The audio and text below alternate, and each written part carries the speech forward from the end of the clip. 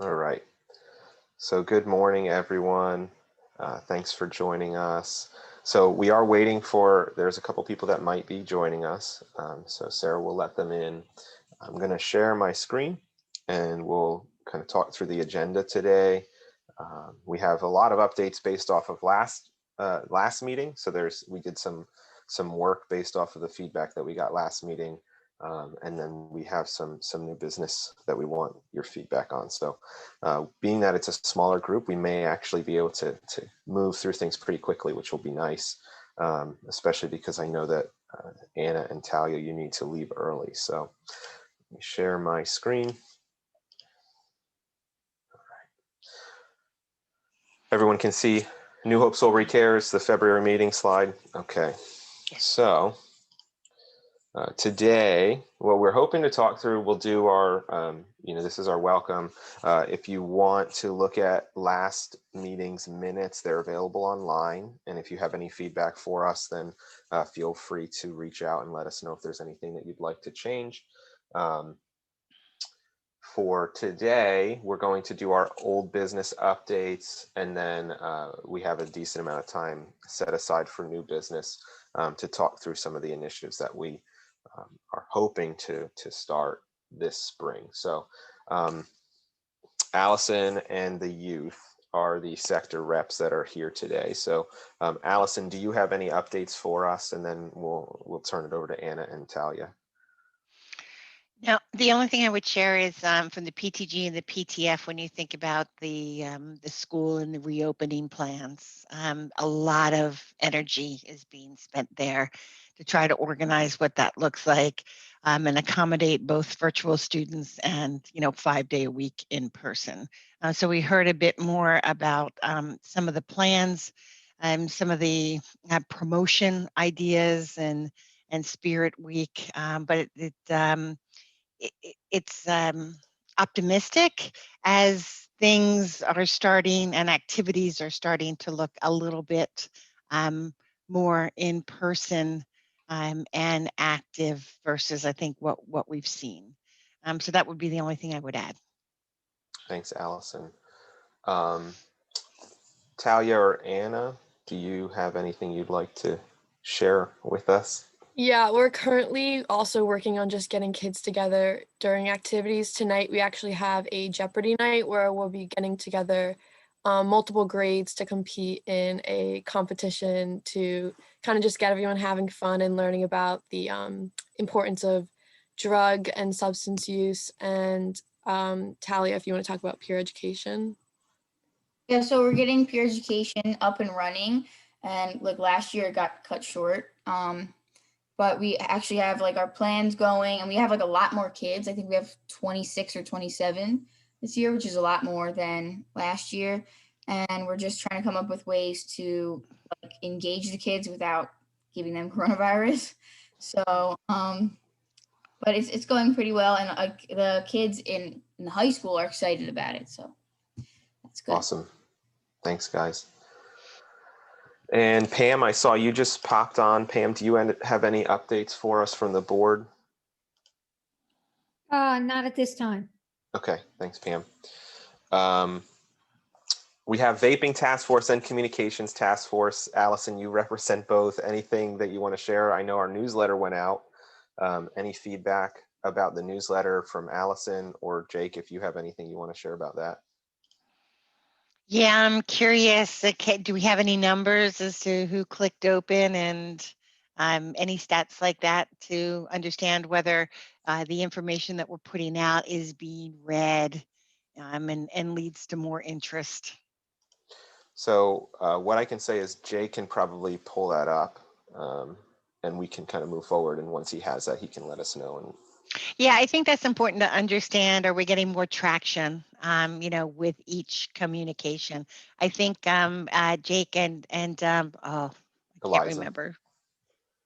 Eliza. Jake and yes, did a great job of putting together the content. And certainly I think marijuana had a pretty big spotlight this time. So we're hoping, that with each subsequent communication, more and more people are reading. With the task force with vaping, The only thing I remember is the posters and getting the posters up in the school. And certainly I understand it's about 50+% are coming back full time in the high school, 75% are coming back full time in the middle school. So certainly I think that warrants some presence with the posters. Yeah, definitely. So we actually just reached out to a printing company to have that quoted for us. So waiting to hear back. Surprisingly, they're actually inundated right now. So Okay. they're a little behind on some other projects. They literally just finished that mailing that we asked for the Faith in Prevention campaign that we did. There were 3 mailings after the event. They just finished those up. And they also are putting together quotes for the business, the Partners in Prevention campaign that we're talking about too. So they've got their hands full. But once we have And those quotes, we should be able to print that. Yeah, that's great. As I think everybody's back on campus. Is it the 12th of April, something like that? And then I'm just getting confirmation on the next newsletter. Is that a May? Are we skipping April and going to May? Yeah. May would be the next newsletter. So we won't have Eliza or Jake at that point. We have to see if we're going to have any summer So maybe interns. Eliza and Jake, we can do some pre-work before you go. And obviously the May timeframe is around graduation, and I think there's a couple of themes that we can organize for that. Yeah, and I think too, we have been talking about getting more into the community. Specifically, Terry had suggested that we can attend the Arts and Crafts Festival. And so we were talking about, we actually have a vaping escape room that we put together with with an escape room business locally. So we were thinking about maybe launching that at the Arts and Crafts Festival. And that's June, right? Yes, I believe so. Arts and Crafts. Okay, so we could put an advertisement in the community letter. That's kind of what I was thinking. We start pushing through the newsletter then for that, and it gives them some publicity for the Arts and Crafts Festival too. So awesome. Okay. Thanks. Yeah, Jake, were you able to get into MailChimp yet? Yeah, the spring newsletter unfortunately did not have as many opens as the fall one, but it did have more clicks. Do you know the numbers? Can you? I believe that, do you want the percentages or the raw numbers? Whichever. All right, so the spring newsletter had about 30% opens and 3.5% clicks, while the fall one had about 35% opens, but only about 2% clicks. And that's the percentage of clicks is based off the percentage of opens, I believe. So that's why that would be higher, because if you have lower opens, then you have your percentage of people that opened it that clicked is higher. Yeah. Still an opportunity to reach more, especially when the content's so good. Yeah.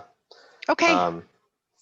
And that's something when we get into new business, it is something that we can talk through a little bit. We're talking about social media, but just in general, how we can extend our reach. So, hey, Zach, can you just explain again, just for a layman like myself? So what would cause, or what are your thoughts on why somebody would click but not open? Is it that they're drawn in, but then they pull back for some reason?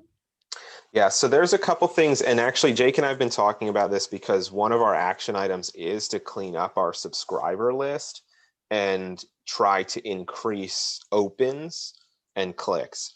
But it depends how you look at it. Is it better to have percentages, like the percentage of our list opened it? So if we have 250 people, or hypothetically, let's say we had 1,000, because that's easier. We had 1,000 people on our mailing list and 250 opened it, that's 25% opens of our overall list. Why they would open it versus not opening it, I mean, that's basically when you look at any of the mailings, like kind of lists that you're on, the question is, why is it that you open some and you don't others, you delete them? And then you get into people unsubscribing. It's an interesting thing to think about why people don't unsubscribe, but they also don't open your emails. So we have traction in the fact that we don't have a lot of people that unsubscribe from our list. But we ideally people are also opening it if they're subscribed to the list. So one of the things that we were talking about, Jake and I, was, would it be more beneficial for us to try to clean the list by sending out like you can send out a kind of like update your information link, basically. And a lot of the times when you do that, you'll have people unsubscribe because they'll look at it and they'll realize, well, I actually don't really want to be subscribed to this. So you'll have people unsubscribe. So you have less people on your list overall, but then the people that kind of update their information and recommit are more likely to be engaged. And then you have better information for them too. So then your percentages look better because, if you drop the list down to only the people that actually want to open it, then your percentages are better. But your reach isn't as far as the the number of people. So it's kind of an interesting thing we're talking about. We're not really sure, and we're open to feedback if you all have opinions about that.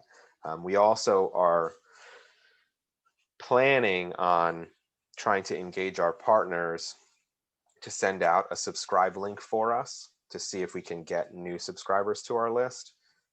Which would go the other direction, right? So then if we have more subscribers, but we have the same problem where we have, all of these people subscribe to our mailing list, but they're not opening and they're not clicking, then our percentages actually will go down. But our reach is broader because we have more people on the list. Does that make sense? I want to jump in and point out that it actually is based on our overall, the denominator for the clicks is the overall recipients, not who opens it. Oh, okay. So that's good news, actually. Yeah. So that's Yeah, and a I true think that increase, there's right? some solid numbers. So if you think about reach, it's the total number. If you think about interest, it's who opened. And then how do you get them to click and go to the next step? Right. Just an observation over the last couple of years, the communication coming out from the school on the Tuesday and the Friday flyers used to be, I think, a more important mechanism to bring awareness to parents and community members.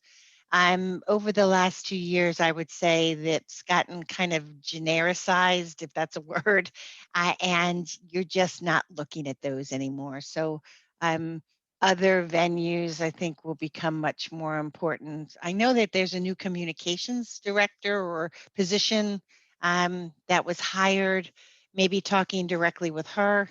Yeah. We've But met her. Her name's Stephanie. We yeah. met her at the community coalition meeting that we hold with all the organizations, and we've talked about scheduling a time to follow up directly with her. We just haven't done it yet, but they've agreed that they'd like us to talk with her directly. So yeah, but I think other avenues versus the school is going to should be the main priority or the main focus area. It's just gotten to be blended with everything else, and it just creates a laundry list of 5 to 10 things on that Tuesday and Friday blast that no longer seem relevant to the reader. Mm-hmm. Allison, can I ask you, do you know the New Hope News that goes out from Times Publishing, the little like magazine thing? Oh, the Herald. Thoughts on that? That one? No, not the Herald. That's the Bucks County Herald. There's the one that's like it's like a little magazine almost. I wish I had one. I don't have one on me. The New Hope News. I've seen that one, Zach. They have it all over town and stuff. They used to. And I've never picked that up. They mail them out to everyone. And I wonder is it just New Hope or Solebury? Well, so it's Times Publishing is the organization, and it's countywide. Yes. Right. Yes, it comes out monthly. They'll have Morrisville, they'll have New Hope, they have Yardley, all of the different towns. And so you directly work with Times Publishing, and then you pick which ones you want it in. Yes. When you do advertising with them. And yes. Our relationship with them has kind of gone stale. But I'm wondering if that's like a good outlet for us. When our budget was really restricted, we cut that. We weren't doing it anymore, advertising things in the New Hope News. I think that is a great idea to at least try it. So, how do we want to advertise, or how do we want to put a content article out there that we think would pique the reader's interest? Because yes, they do come in the mail, and they don't come that often. So when they do come, you flip through it. So I'm wondering what we should do if we want to test that and see if we get a good reach, because to some degree we're learning more about how we can, best test our reach. What we can do is create a unique link. So even if it's an article that we've already used, we create a unique link to that article that is just for that Times Publishing advertisement that we put in. Mhm. So that way we can track clicks to that link, right? So, so it would be a good way of us saying, oh, someone read this article and then they went to the link because of it, versus, they were just scrolling on our website and they happened upon this. Also, maybe an advertisement for the escape room for the Arts and Craft Festival. Yeah. Maybe with a link, find out more about NHS Cares. That could be another one. I think that would be worth trying. And Okay. maybe Eliza and Jake, we could figure out what would make most sense there and start to work that. Okay. Perfect. So I have the contact there. Like I said, it's kind of gone stale because we weren't publishing with them. And I think at the same time, they were struggling a little bit financially. So they were a little hurt that we were no longer publishing with them, but we had to stop spending money when we needed to stretch out in between funds from the DFC. So, but I can reach back out and make that connection again. Okay. Updates on the Community Coalition, just want to share a little bit about that. Really what's kind of going on there is like event planning. Right now, the big push that Dr. Lentz and I have is to try to find one event that everyone from the Community Coalition can kind of get behind, because it's not very focused right now. Everyone comes in, they have their updates, and then they leave. But we'd like to see something happen where we all come together and work on something together. One of the ideas is to try to do some sort of like scavenger hunt through New Hope. And that works well with our Partner for Prevention campaign, because as we're reaching out to businesses, we can ask them to provide something for the scavenger hunt, whether it be, like they have to go to the local business and take a picture of a certain thing or something like that for the scavenger hunt. But it would then also generate kind of an interest or re-engagement in local business, and it would open the door for us to do our Partner for Prevention campaign, where we're having those conversations as well. So one of the things we were talking about was that, as well as just, like movie nights or things like that. So that's really where the Community Coalition is right now. Any questions about that?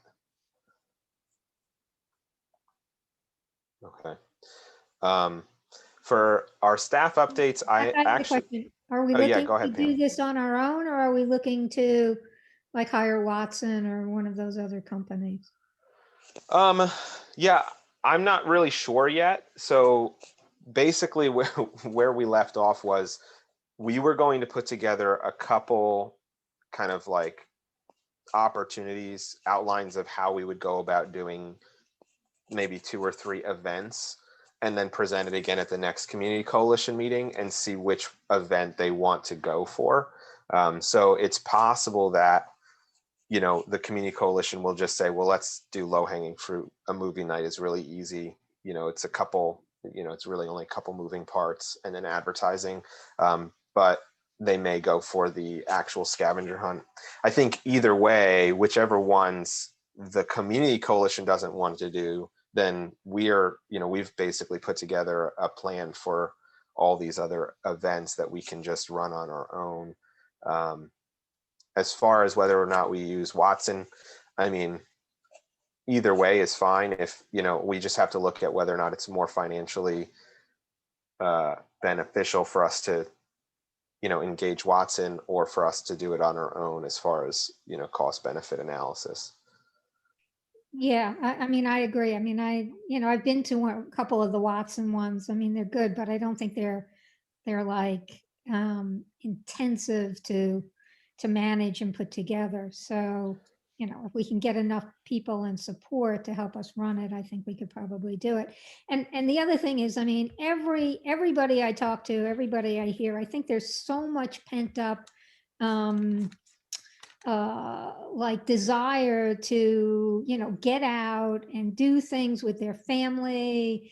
So I think we should take advantage of the current environment. So even if we could squeeze two things in, I think time wise it's just so It's advantageous. opportune. Yeah. Yeah, I think this is like an opportunity. So Well, and we also just got approved by the school to use their outdoor facilities for any events that we want to, as long as we're following CDC guidelines. So that's nice, because part of the problem before was there weren't a lot of spaces that were willing to let us do anything. And it's nothing against those venues. It's just, they're following their own health and safety policies. So for instance, Trinity, we weren't able to do much because their buildings are still closed. We were able to use the parking lot of the fire department with some interesting accommodations, like we had to bring in our own porta potty because we couldn't go inside to use their restrooms. Parks and Rec, it was like if we planned really far ahead, we could probably use their spaces, but again, there were some bumps in the road there. So we were just having a hard time finding space in New Hope. But now that we have the school again, we probably, and the weather's better, we should be able to pull off any of the events that we want to. yeah, I mean, like even, like you and I had discussed, maybe, like with movie nights, not just limiting it to the kids, but maybe a senior movie night or a family movie night. And, Yeah. just kind of get the community and people, feeling good again and getting out there. And, it looks like everybody's going to be having their shots. So, kind of all comes together. And I think it's kind of a good opportunity time-wise for us to really, kind of see if we could back up the truck and take advantage of that. Yeah, definitely. Yeah, this is Janice. I wanted to ask, is it with the CDC guidelines and everything during the scavenger hunt, are they individuals or can you have teams, like 2 or 3 people together? I mean, how would that work? Yeah, that's a good question. I mean, to some degree, we haven't even gotten that far yet.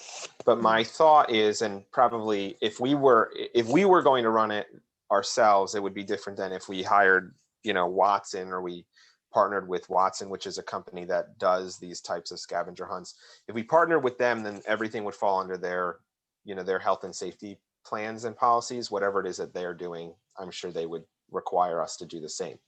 If we do it ourselves, then, we have to decide what's the safest route for it. To be completely honest, I'm thinking if we did it ourselves, it would be more kind of independent and autonomous on people's part.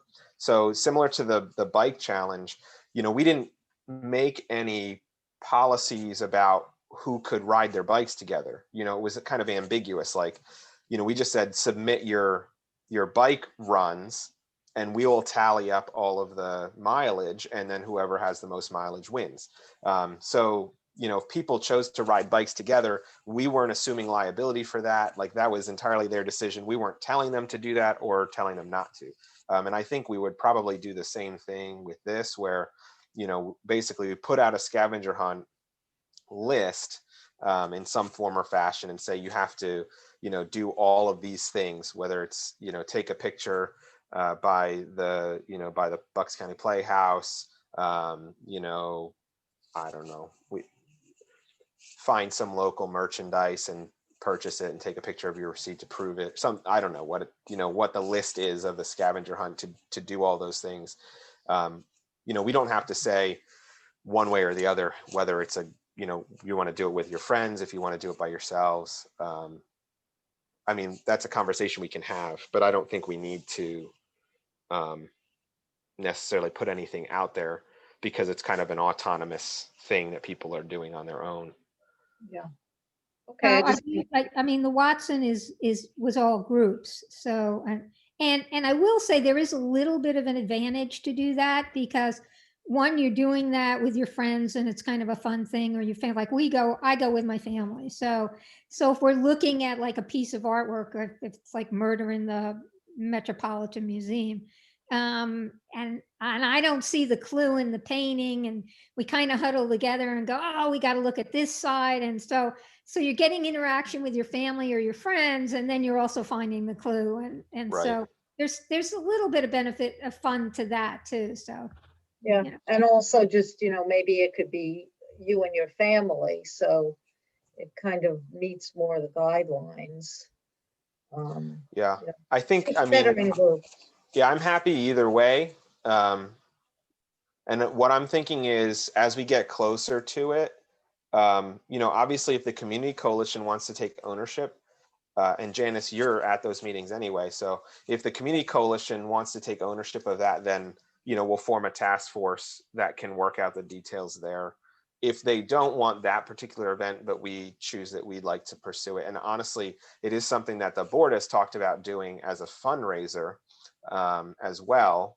So I would be happy for the board to take that as well and run it as a fundraiser. Then basically our board or our team would have to basically form its own task force and work out the details of whether or not we want teams, or are there maybe two tiers? There's an individual and there's a team registration, what the CDC guidelines are for for this type of activity for a team. We'd have to look into that, but Can we send something out like to this, like, or some kind of test thing on or question thing on our website or whatever to ask students, would you rather do it on your own, or do you think it would be more exciting? I mean, so we can get some feedback on, even how the community or the students might view this. we can also ask Talia and Anna what they think.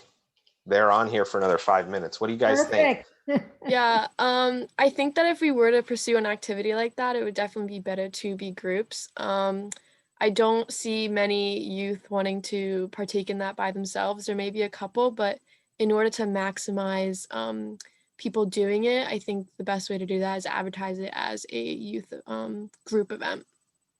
Okay. Yeah, I agree. I don't think a lot of kids would want to do anything by themselves, but if it's like, oh, do it with a group of your friends, then they'll be more likely to sign up. So, I mean, I'm open to that. I think the only thing for us is to determine, whether or not we have to assume some level of responsibility for the behaviors of each team, especially because, it's not, I think that we would put it out there and people could do it whenever they want. Basically, I guess they register, if we're doing it as a fundraiser, they register, they pay a fee to basically get access to the scavenger hunt. And then they submit something at the end to, prove that they've gone through the whole thing. I do think that we could run it as a kind of like there's a prize at the end of some sort, or if you finish it, then you get into a raffle or something like that, to make it kind of more appealing, especially to students locally. But if they're doing it by themselves, it's not like I'm walking through the whole thing together with them. So does that mean that I have to assume some level of responsibility for what they're doing when they're doing it on their own? That's a conversation we'll have to have. Unless they have to do it on a certain time with someone, there to supervise, yeah. But we're getting really, really deep into the details. I think, at this point, what I'm hearing is it's definitely something we want to do. So if the community coalition doesn't pick it up, then it's something we should definitely do.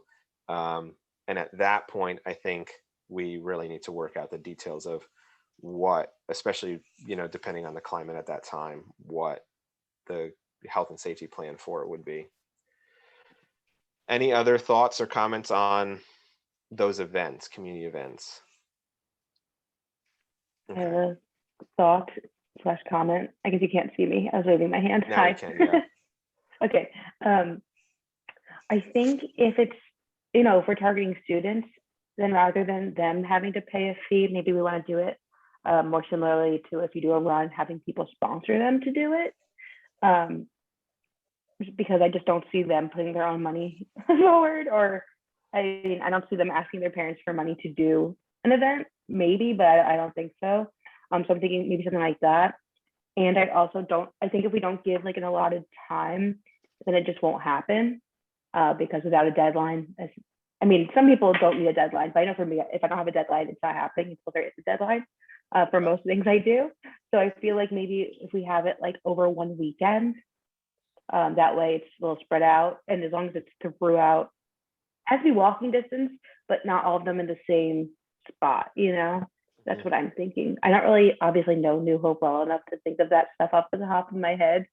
But I think especially if a student helps, or if Anna and Talia want to help plan it, we can make something really cool. And I think it's doable if it's on a nice weekend and everything.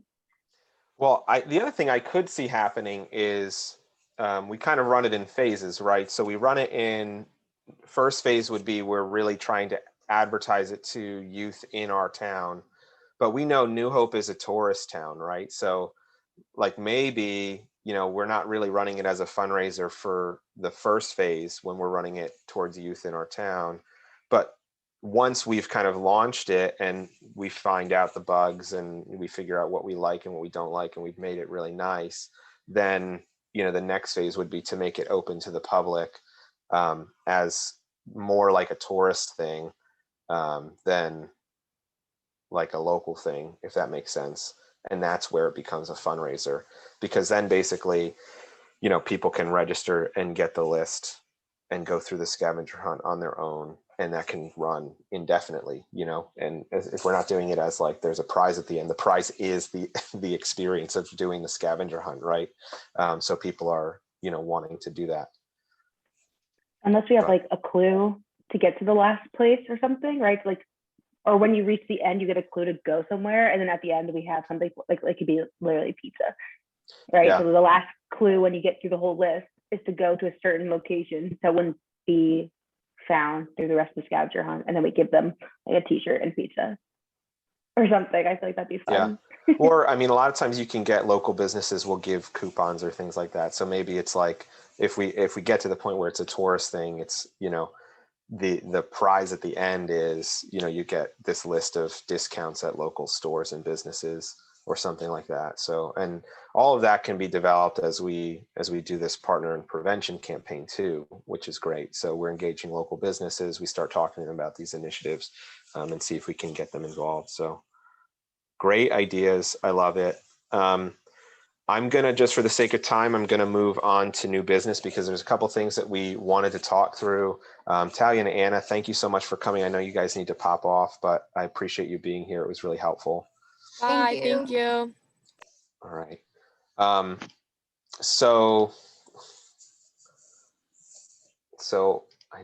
we did all of this. Great. Okay. So as far as this is an update on old business still, sorry. Partner and prevention campaign. We talked about this in our last meeting. This is basically where we were talking about using the It Pays to Know campaign materials and then trying to engage local businesses. And we've kind of referenced this a couple of times in this meeting already, but I wanted to just present out some of the legwork that we've done since our last meeting, and then give you maybe just 2 or 3 minutes of time to give feedback if there is anything. So at the last meeting, we talked about putting together this toolkit for businesses. We would go to businesses and we would ask them, would you be a partner in prevention? And what that would mean is that they would put up the flyers that we provide to them, which has our It Pays to Know campaign materials on it. They would get an official certificate saying that they're a partner in prevention. We would give them some stickers that says, I'm a partner in prevention or something along those lines, an official letter thanking them. And they would also put the rack cards up that have the It Pays to Know campaign materials in them. So that's what we talked about last meeting. We did put those materials together. So this is just a sample of what the letter would look like. Everything was just kind of tied together with the same branding. These are the flyers. So this one is focused on alcohol, and this one is focused on marijuana. So these would be like big posters that would be printed up, and they would be able to put them up in their place of business. And then the rack cards as well, which I think many of you have seen already. I don't have a picture of them because we've had those out already. They're already developed. And then this is the certificate that we would provide saying that they're a partner in prevention. And then this is the sticker that you can see here. It would print as a circle. Just says thanks for being a partner in prevention. So we just put the materials together. If there's any, like I said, 2 or 3 minutes, if there's any feedback from anyone on those materials, if you need me to go back, I can.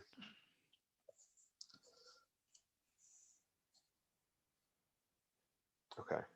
So I think most of us on the call have seen these materials before, so it shouldn't be new. Everything is pretty much the same. We've just broken it out into different pieces so that it's a toolkit that we can provide to people. So really the way it would work is we would go to them with this letter, and we would, kind of try to solicit a partnership from them. And, it's pretty easy on their part. They just have to advertise these materials for us. And then we would advertise like their partnership in our newsletters and on our website and whatnot. So okay, so that's an update on old business. New business, there's a couple pieces to the action plan that we're focused on right now.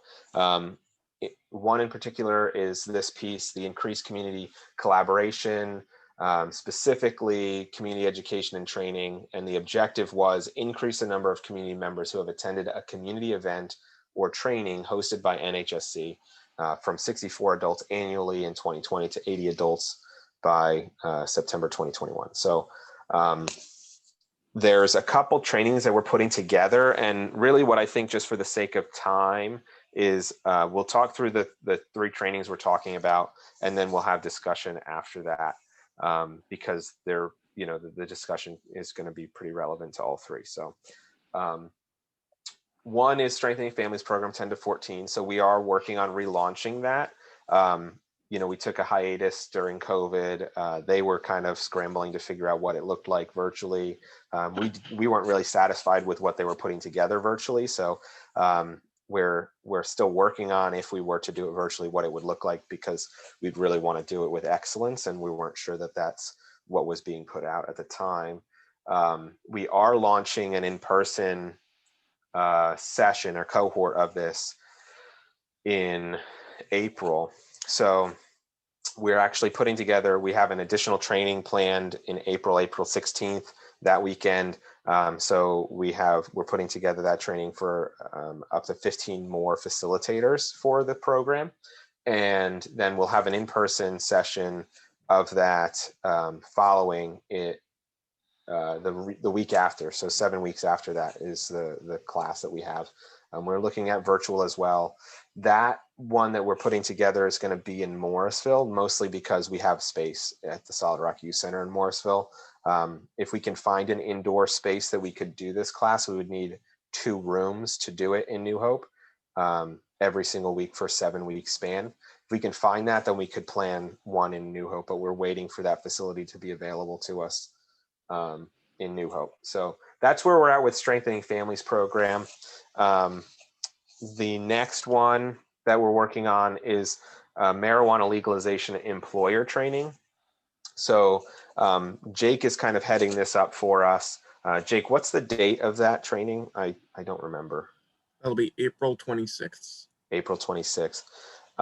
And basically the plan for that training is to kind of give an overview of where we are in the state of Pennsylvania as far as legislation for marijuana, both recreational, medical.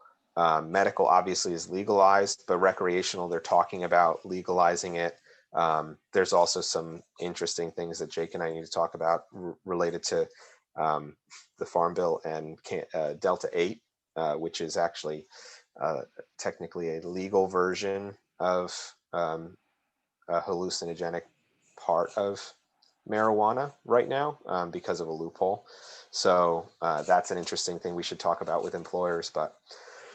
And then basically, what are the implications for an employer, whether or not it's legal, when it and if it becomes legal for recreational use, and what are lessons learned in states where it is legal for recreational use from an employer standpoint.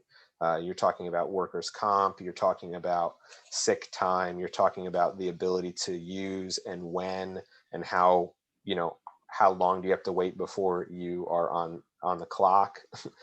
Can you be on the clock? What machines can you use? Things like that, testing. All of those things are questions for employers if they're, if we were to legalize for recreational use. And from our perspective, obviously legalizing recreational use would be a hindrance for the state of Pennsylvania. And we're hoping that employers will see at the end of the training that it would be a hindrance for employers as well, because it just creates further complications for them.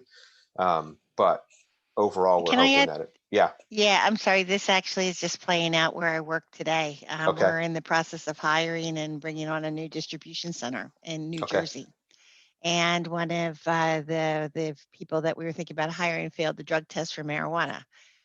But then you have to ask the questions, well, what does that now mean? Do we want Yeah. somebody like that operating high-powered lift trucks? And it just a lot of questions that seem to be unanswered right now that you Yeah. would have think came with the legalization vote, as Right. here is how you'll But it now hasn't. operate.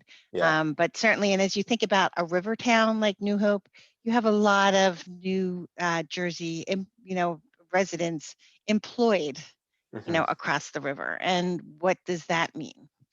So really timely. Yeah. So, I mean, our hope is, like Allison, to your point, right?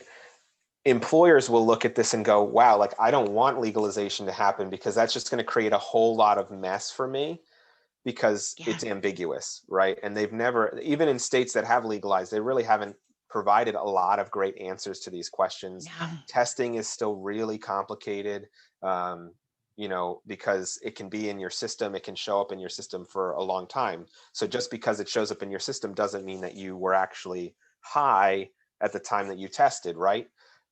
So if someone shows up to work and they get, the lift truck example, they get in an accident on a lift truck and you drug test them, well, that drug test doesn't prove that they were under the influence at the time, even if it shows up in their drug panel, right? Yeah. So you can't assume anymore. And then legally, especially with medical, that person, it's a prescription, right? Like, quote unquote, right there, it was prescribed to them in some form or fashion. Yeah. Are they supposed to be able to do that and work at the same time? Yeah, It's it just very creates a lot complicated. of complexity for the employer. Right. And, you just wonder about legally where that will leave you, and some big questions. Yeah. So hopefully when we engage that conversation, hopefully we can get people out to it, first of all, but that Mhm. when we engage it and we really lean into it, people will see, oh, wow, that's going to be really complicated. Maybe I'm not as interested in legalization as I thought I was. I'm So seeing a lot of emails come across from that webinar I attended. I forget which group it is, the PCR or something, but the concern about the bill being proposed in Harrisburg now. And yeah, although you would think, we've been comfortable that, well, a Republican legislature is not going to pass that. This is a bipartisan bill. So I think it's something that we do need to put more energy and focus in. yeah. Yep. So it's definitely going to be an interesting thing. And then, like I said, with this Delta 8 loophole as well, that's a whole nother complicated thing because you can go and buy Delta 8 and it's about 75% as potent as THC based marijuana. And you can buy it at any smoke shop right now, because there was legislature that went through to allow hemp products to be sold on the open market legally. Because they thought that hemp products wouldn't have hallucinogenic properties in them. And then lo and behold, Delta 8 comes out and it's a hemp-based product that does have hallucinogenic properties. So It's totally legal right now. Delta 8. Okay, I'm Delta recording 8, that yeah. name down. And So I think Delta I'm not sure if we 9 talked. is the one that's illegal, but Delta 8 is legal. So Okay, they I'm get not well into, versed. yeah, and it's really like it's down to like the molecular level is where they're getting at, like, well, they're different, so this is why it's legal. And you know what's interesting too is there's not a lot of information coming out from prevention, like SAMHSA, the CDC. No one is putting a lot of information out about Delta 8 right now. So if you look it up, almost all of the webinars and all of the stuff that's being put out is from big marijuana and hemp, and cannabis, because they're talking about the legal implications of selling it. Like if you're going to be a smoke shop that's going to sell it, they're saying, well, technically right now it is legal, but just know that, you know, here's, you know, if a case were to arise, this is what could be argued. And, you know, you don't want to be the first smoke shop that gets hit with a lawsuit and then you lose. So they are talking about it as well. It's a risk, you know, it's a calculated risk for smoke shops and distributors to be in the Delta 8 business, but it's just kind of a time bomb for them, you know, like how Yeah, much I money. think this would be really important, especially for thinking about the medical marijuana dispensary that was proposed, and now that company has withdrawn. You know, in that site in the back of Jamie Hollander. But this will continue to get a lot of press, and it's heading in this direction. So employers should know and have a position or an opinion. Yeah. So that is that one. And then the last one that we're looking at is a Puff Bar parent training. And this is just a kind of an example of a Puff Bar, but basically Puff Bars are kind of a loophole in the flavored vape product situation. You know, they came out with new laws about vape products, the disposable pods being illegal when you know, with certain flavors and things like that. And then Puff Bars came out saying, well, the whole unit is disposable, so it's legal because it's not a disposable pod with flavoring in it, it's the whole unit. And that's how there's a loophole in the law that's allowing for these to be sold on the open market.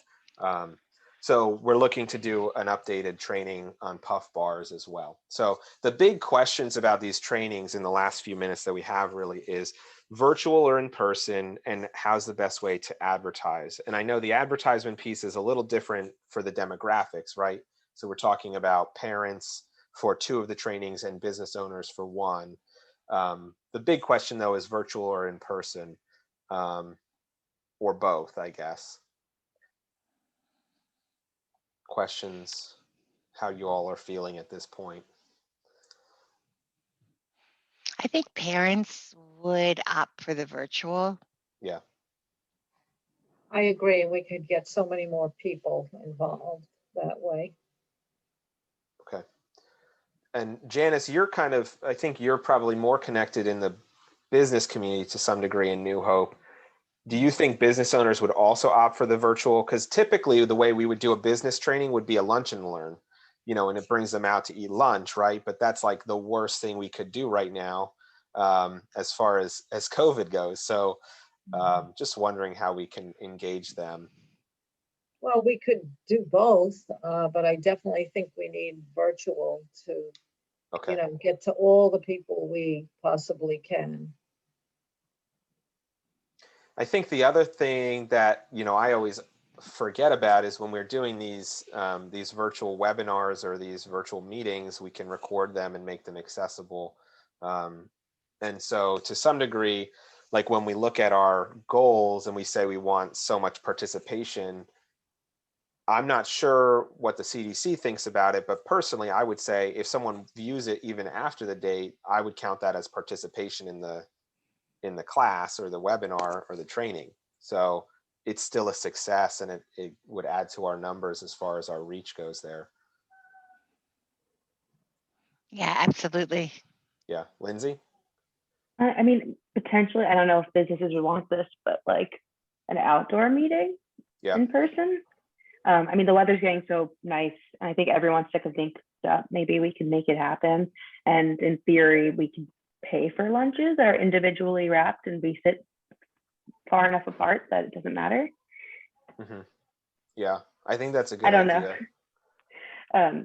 Just because it's so nice out too. And I think not that virtual learning isn't doable, but it's definitely less likely to be successful. Yeah. And we definitely want to make sure that the point is getting across, and we want to make sure Yeah. they actually learn rather than just, participate enough to get credit for doing so, but not actually being able to implement it because not enough was retained from the event. And the Audubon has been more than willing to host things. So I'm wondering if that's a venue for outdoor meeting. And can we not get Pat Livesey Pavilion? Because that would be a nice place also with lots, well, I don't know if they've taken the picnic tables away. We can, but we just have to plan it really far in advance. That was the feedback we got from, I think, Dudley when Lindsay reached out last time. Yeah, because there's not a whole heck of a lot going on Pat Livesey other than Scouts. Okay. So, and certainly Silbury, the baseball fields are going to be in full swing soon. So that's not really an option.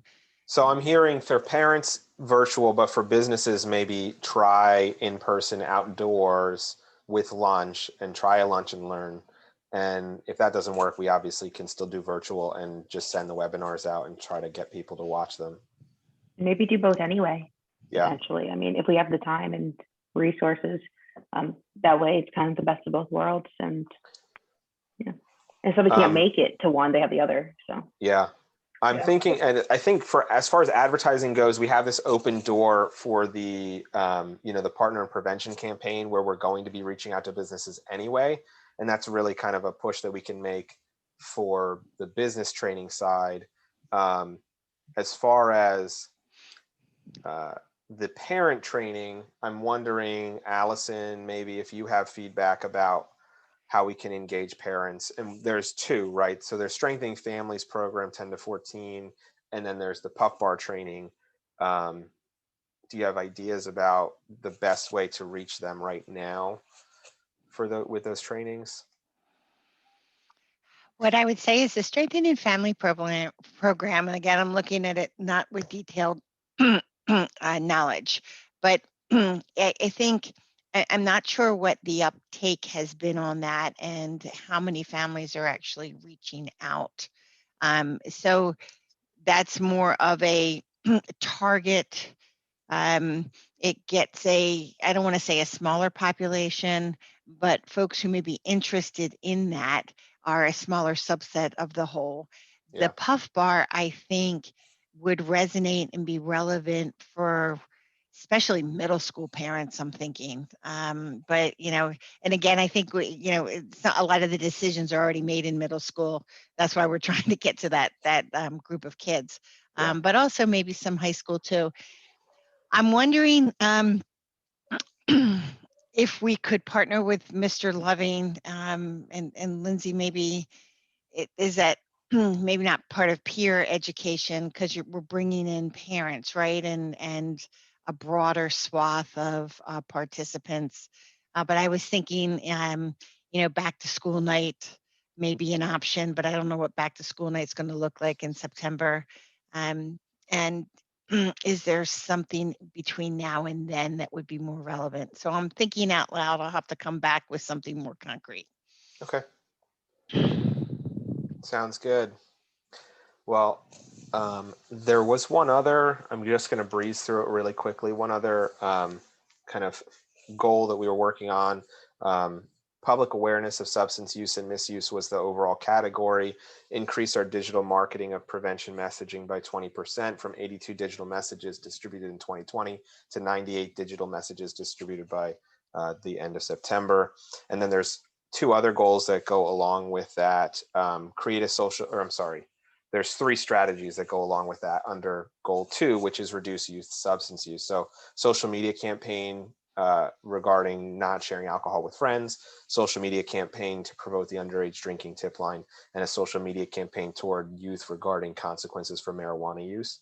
And Eliza has actually been working on this for us. So I'm just going to turn it over to her. She wants to kind of briefly explain what she's been working on. Hi, so I've been working on the social media campaigns for the 3 topics of alcohol, vaping, and marijuana.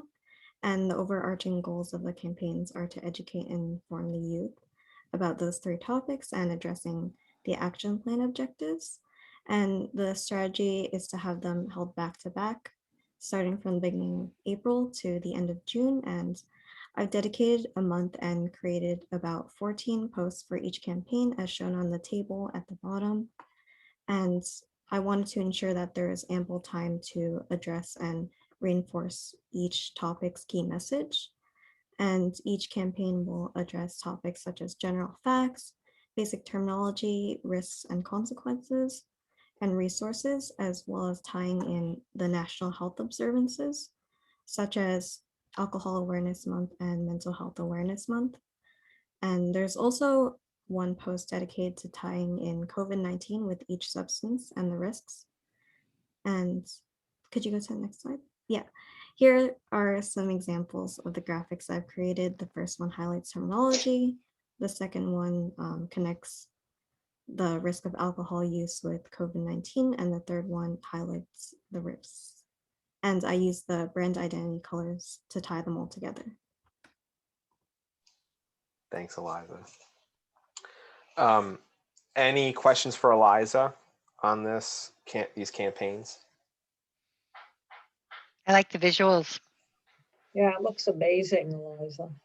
Thank you. Thank you. Yeah. We are super impressed. So what I really would like to talk about as we kind of close out with this is just increasing our reach through social media. If there's any kind of, I know we're at the end of our meeting here, but if there's any ideas about how we can really try to push out and increase our reach through social media as we do these campaigns, because Eliza's put a lot of energy into them. They're really high quality social media kind of graphics and things. So we'd really like to make the best effort at reaching people through these platforms. Any ideas?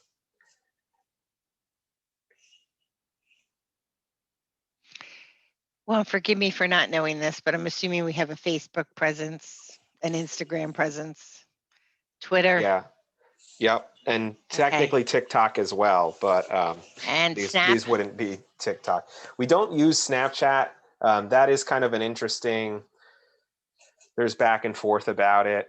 Personally, I've always avoided it in professional work because it's really only geared towards youth, and it's a little dangerous for an adult to be using Snapchat towards youth, I think. So we've just professionally always tried to avoid that platform. Mm-hmm. And for the Instagram, have we seen an increase in, and I forget what's the right word, when you're connected to somebody? In people following us? Yes, follow. Yeah, is it follow in Instagram? Yeah, so yeah, you follow on Instagram, and bring that up. There's not been an increase so much in our followers, I think, and that's a conversation we should, it'd be nice to have Anna and Talia back for that, but we have seen that when we did videos on Instagram, we had more views and more likes of our content. But the other thing is, usually the things that we put out as far as graphics that are still graphics, they're not videos, are not as high quality as what Eliza's put together. So it actually will be really interesting to see where that lands as far as views and likes. And I wonder what businesses use. I think a lot of businesses are using Instagram. And now yeah, maybe TikTok, that's a question for Janice, so how does the business get its feeds of information? We use a lot of Instagram. Instagram. Of course, Facebook. And we're willing to put anything on our Facebook page. So you just have to send that to me.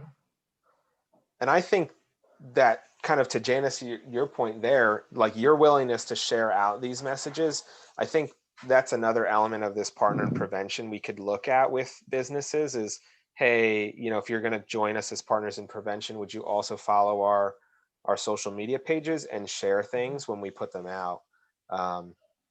You know, and if we have all the businesses in town doing it as well, then it's going to have a lot farther of a reach. Absolutely, that's the way to go. And Is for that- the, Sorry. go ahead, Pam.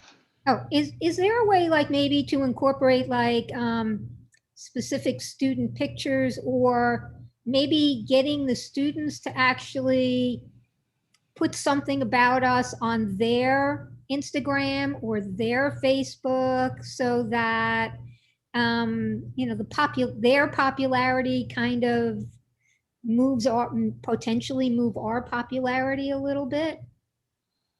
I think we could do something around that, Lindsay. That's more a question for you and whether or not they'd be willing to.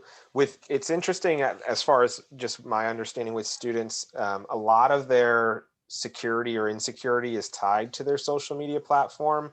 So it is a huge social risk for them to advocate even for things that they value. So for instance, the students that are in Today, they value Today, but if the perception from other students is that Today is not cool, then they're not likely to, you know, to advocate for us just because of their kind of social status. So you'll have a handful, like the students that come to our meetings, those are the handful that really they could care less about what other people think, because they really just, they're very unique and they love themselves. So they're okay. They're confident. But there's not a lot of students like them, is just my understanding, that would be willing to risk their social status for us. Gotcha. So we got to make ourselves cool, right? Pretty much. Yeah, And that's honestly, these the ticket. infographics, I mean, they are cool, but I think the infographics lean themselves towards adults to some degree. I think students look at them, but I'm hoping that parents will really be engaged with the content that Eliza put together, because it's quick, it's easy to read. And I think it's just visually appealing. And getting more people to connect via social media, I guess, is the direction. So as I'm thinking about the emails coming out and getting people to open and then click into the NHS Cares website, it's more about follow us. Mm-hmm. Yeah, there's other things we could look at doing down the road that are, it's different than, like, this is a campaign that we want to run through social media. The campaign is not something that we'd want. It's not a platform for us to build followers per se. It's a platform for us to share information.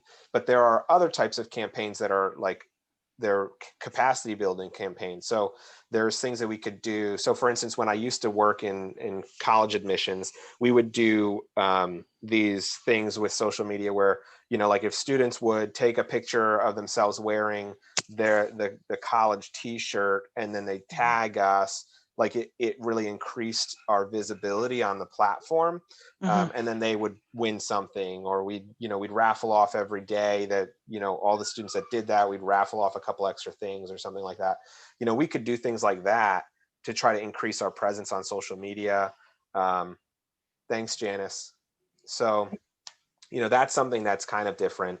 But I'm hearing that might be something that we want to pursue. We do have some things like shirts and sweatpants we have a surplus of, because we were able to buy them last year at the end of our DFC money. So we could use those as a kind of a thing that we could, you know, incentivize people. Are you showing your mug? So yeah, so I'm thinking that might be something else we can look at. I can stop. The other thing that just came to mind was the so if you go onto Facebook, say for the PTG or the PTF, and they're starting to build their numbers with their Facebook, that could it also suggest, well, if you're interested in New Hope Silbury PTG, then you would be interested in NHS Cares. Is there a link or a suggestion? So what we can do is we can ask PTG to share something out, but we'd have to create a link to do that. Okay, so it doesn't automatically, if you join PTG, it doesn't automatically say you would also maybe want to think about these others. So Facebook does, but we can't influence them. Okay. We can't tell them, hey, you know, every time that this happens, make someone do that. It's all their automation. We can run campaigns on Facebook, and we can boost and pay for things to try to generate more followers. Okay. So that's something we could do. And I think if we were going to do that, we would do it in line with some sort of contest or something like that. Okay. Yeah, so I guess it would have to be something embedded in the PTF or PTG Facebook page that said you may also be interested in this. Which honestly, like, they would probably be willing to do that. Yes, Because I think so.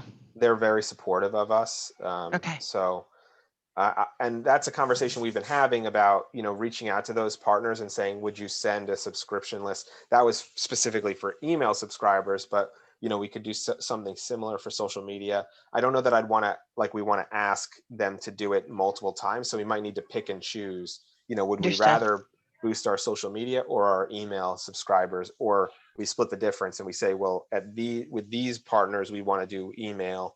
With these partners, we want to do social media.